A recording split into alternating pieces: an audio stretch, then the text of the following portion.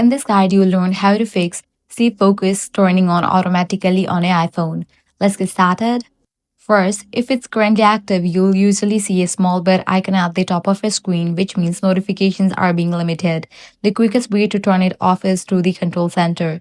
Just swipe down from the top right corner of your iPhone, find the focus option, and tap on sleep. If it's enabled, it will be highlighted, so tap it again to turn it off, and once disabled, the icon will disappear and your phone will return to normal with all notifications coming through.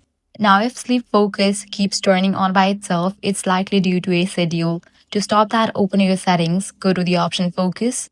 Now, head over to the option sleep, click on it.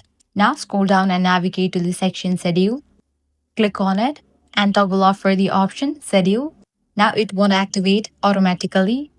If you don't want to use this feature at all, scroll down and tap delete focus to completely remove it. And that's it. This is how you can easily fix sleep focus keeps turning on automatically on your iPhone. If this guide helped you out, do not forget to like, share, and subscribe.